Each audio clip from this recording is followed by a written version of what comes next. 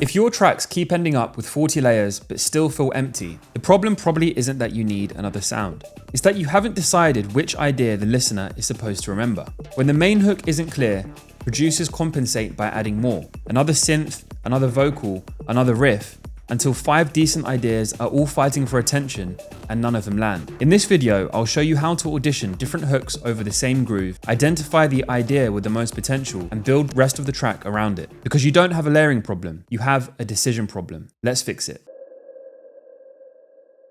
Okay, so I'm in Ableton and I have a project open here. And we're going to use this project to actually break apart the difference between a groove and a hook, what a hook actually is, and how to shine the spotlight on various elements, which are going to be the main hook, the main identifying thing in your track. What I suggest you do is you go to the point at which there's a drop in your arrangement, or when you're just defining the idea in this 8 to 16 bar section, just solo out the groove and the kick and bass first. So we want to separate in our mind the groove and the hooks first and foremost. So we can add the FX as well. So this is what the track sounds like without any hooks.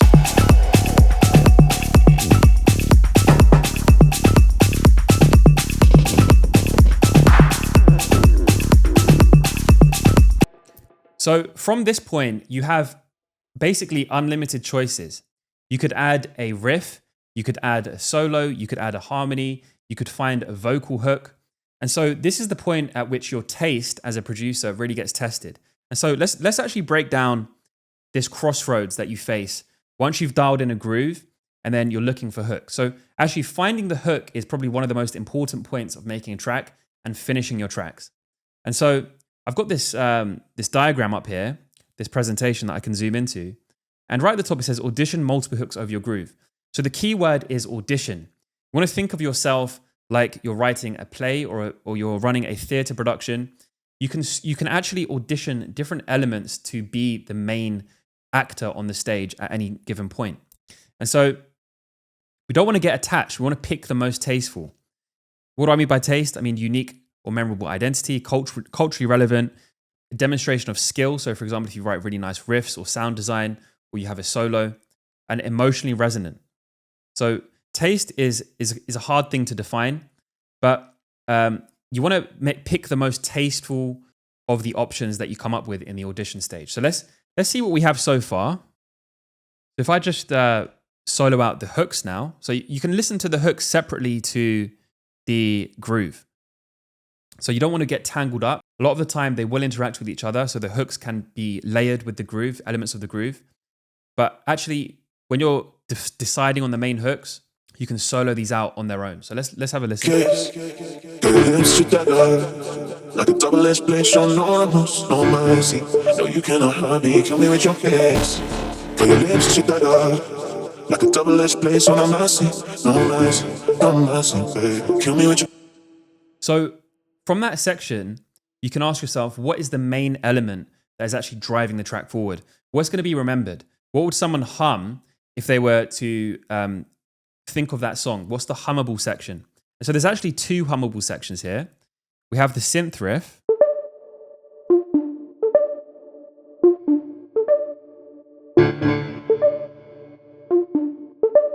And so the riff is one of the lead roles, and so is the vocal. And I've got here 2 main roles at once, maximum over the groove. In this example, the harmony is kind of sitting in the back. It's not like a melodic house track where the harmony is center stage. And so in this example, the vocal and the synth riff constitutes the main hook. So here the riff is playing.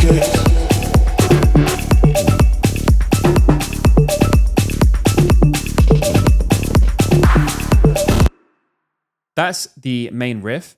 And then also there's a section where the riff and the vocal is playing, and that forms the main hook.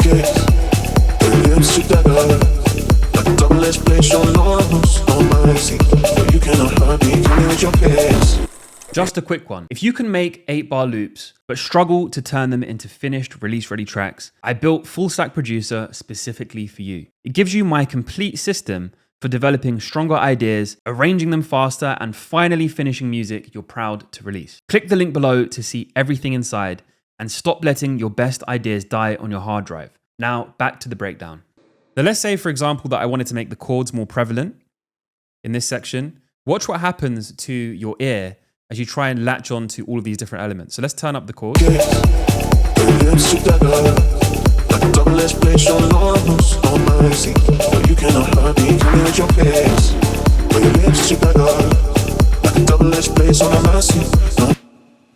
that doesn't sound too bad because it's actually quite a filtered sound anyway.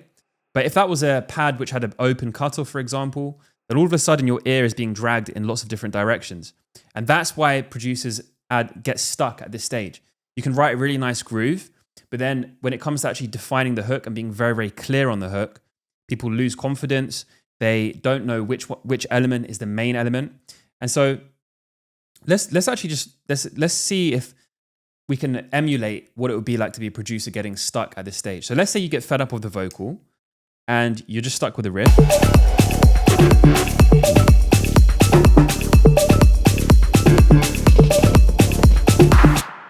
And then maybe you get tired of the riff as well and the chord progression.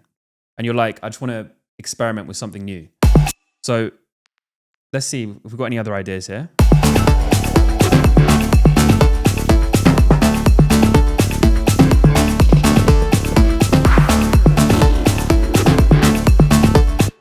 And so you may come up with a different riff pattern and then try that with the bass.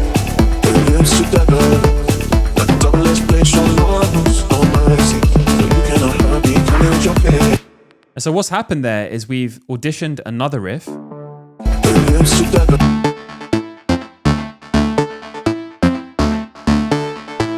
And that may have come out of the jamming session, may have come out of improvisation. But you have to decide at a certain point, what is the main riff? Because if you start adding too many elements, what happens is the track gets crowded and you lose focus on what's actually the main two actual main elements in the spotlight alongside the groove at any one point. So you want to have constraints on what is the main elements playing at any time. Everything else is a backing element, is supporting the main idea. You have the main idea, those are the lead roles, and they're supported by these elements here. And so you want to be clear on what the lead roles are, and you want to make sure they're as strong as possible and as tasteful as possible.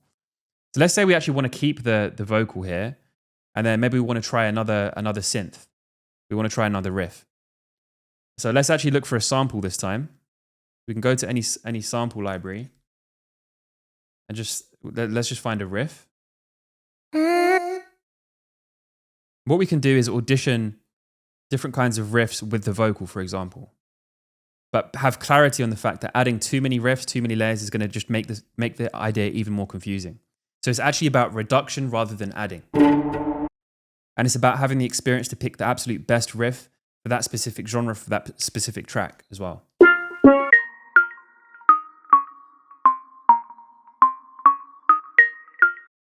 Let's say we wanted to use that. We can just transpose it up to D minor. And so you can already see that you can get lost in this indecisiveness. You're constantly auditioning different riffs. You're constantly not committing to a single part. And that's how producers get stuck.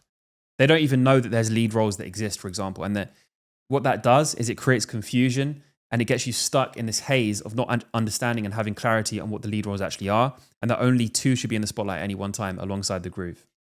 So let's listen to this.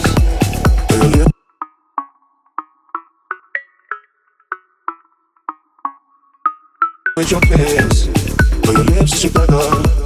Like a double-edged blade, so no mercy, no mercy, no mercy, babe. Kill me with your kiss, but your lips are better. Like a double-edged blade, so no mercy, but you cannot hurt me. Kill me with your kiss, but your lips are better. Like a double-edged blade, so no mercy. And then a mistake that some producers may make is they may actually add in the old riff as well, and then that can start sounding good because you're listening to it over and over again.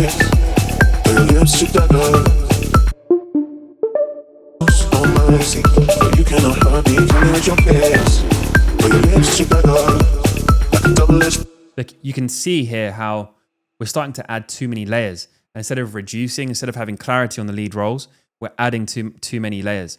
So let's see if we can find another riff that could actually compete with the one that already exists in the track.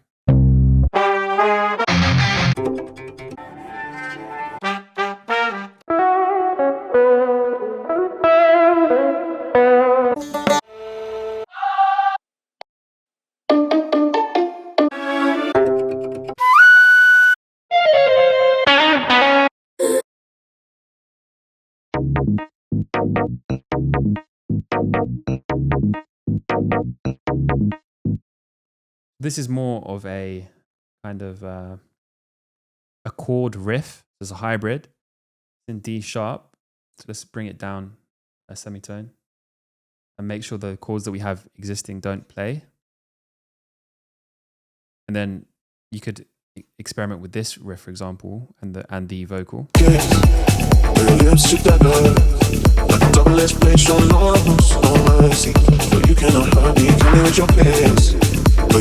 And then again, the mistake would be adding in the elements you already have and then tricking yourself to think that they're working together.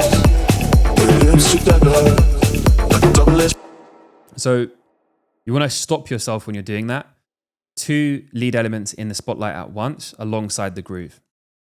Have that as a rule. The rule can be broken, but just keep that in mind. Let's find another riff.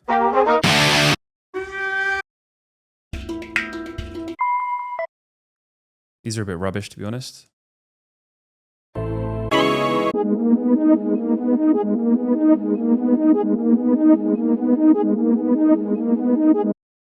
So when you're looking for riffs, you're looking for a driving, repeated, melodic phrase that gets stuck in your ear, something that you can hum as well. Let's bring this down. And audition this.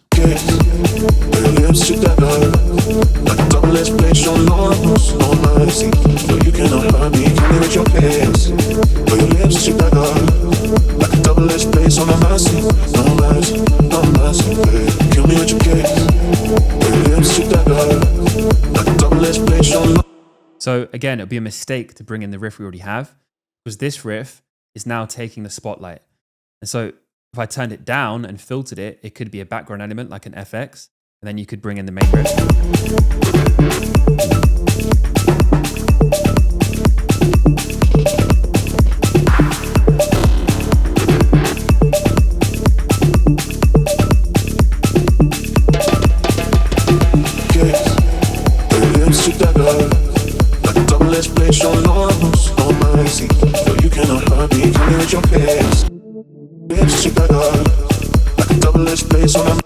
But then you have to ask yourself, is it adding to the whole idea or is it just adding noise? And do you want to pick between that idea and the riff that we had originally?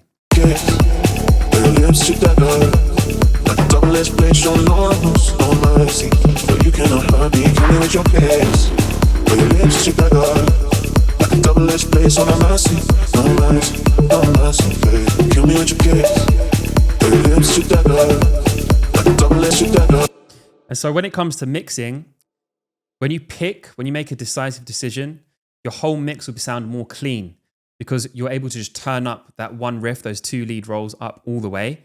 And then you're not trying to fit everything in. As things aren't sounding cluttered, you actually just made a decision on what is the most important aspect of the hook.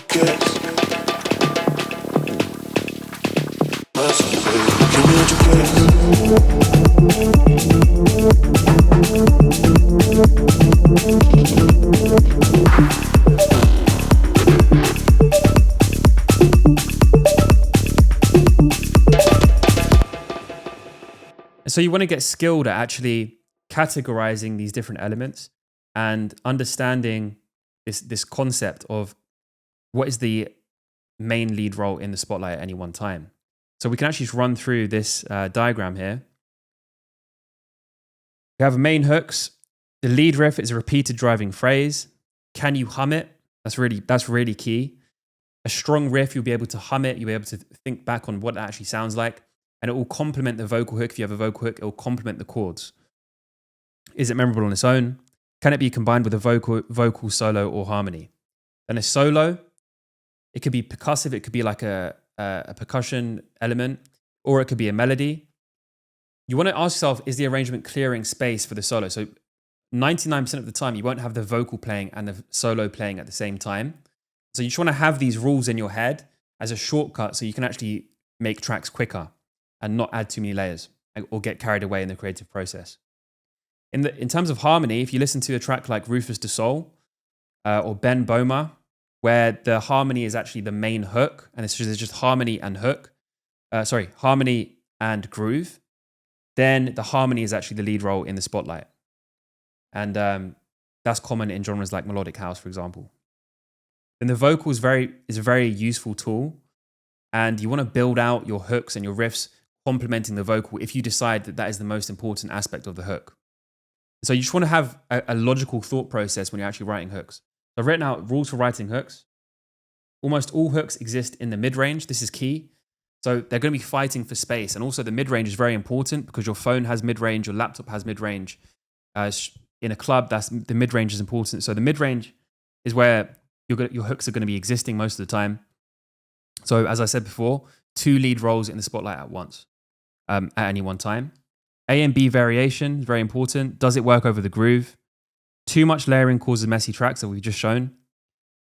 You want to have variation. So if we have a riff in the main idea, maybe you can add a variation of the riff over some new chords for the breakdown.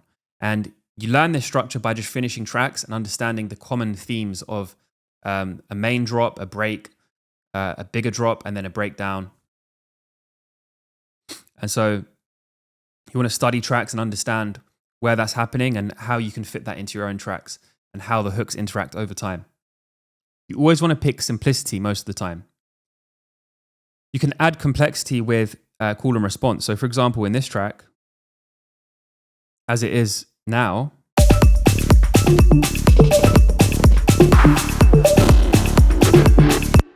listen to the layering here.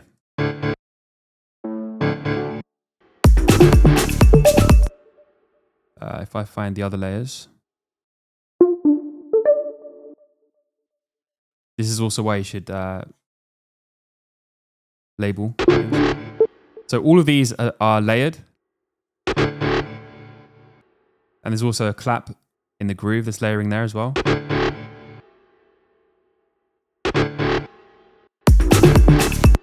Yeah, not on that one, but I think even there's this sound comes in with the clap. You want to do tricks like that. Layering, for example, with the groove enables you to add more complicated elements. Also, when you're adding call and response, is very powerful. So in terms of the groove, genre and context specific, excellent sound selection, solid low end, full frequency spectrum, rhythmic layering with the hook, as we just showed. So the hook includes all of the supporting elements as well to strengthen it. But the main hook can just be a vocal and a riff, for example. If I play this groove,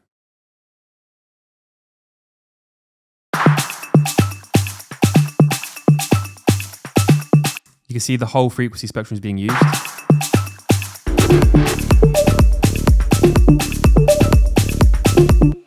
So you want to have elements from the low all the way to the mids and the highs in the groove. And once the groove is dialed in, just audition different kinds of riffs over the top of the groove. Use references so you know how your other artists in your genre are writing hooks over the groove. A lot of the time you'll find they're using a vocal hook. A lot of the time they'll use like a synth stab sound as the main riff. So you can listen out for that, study that, use reference tracks all the time. Sometimes they just have a chord progression. So you want to think of what the main hook is, what is the main element in the lead, in the spotlight. Once the groove is dialed in though, a lot of this just becomes about refining your taste and understanding what good decisions are. And that just comes from experience. As we said before, taste is very important. Then obviously we have all these supporting elements, fills, pads, atmosphere, texture, counter melodies. Add the counter melodies after you've locked in a riff. And so this is just about auditioning multiple hooks over the groove. That prevents you from layering too many things. And if you decide on a hook, make sure that there's only 1, 2, at a stretch 3 different vocals, harmonies, solos, and lead riffs playing at once over the groove. And this is how you can write strong ideas. If you're adding a lot of different things, you're going to need to use filters. All of these concepts are covered in depth in my course, Full Stack Producer. So you want to check that out. And hopefully this has helped you to gain clarity on why you may be adding too many layers. I'm going to be going more into depth on this concept on this channel in future videos, so stay tuned for that. And I'll see you in the next video.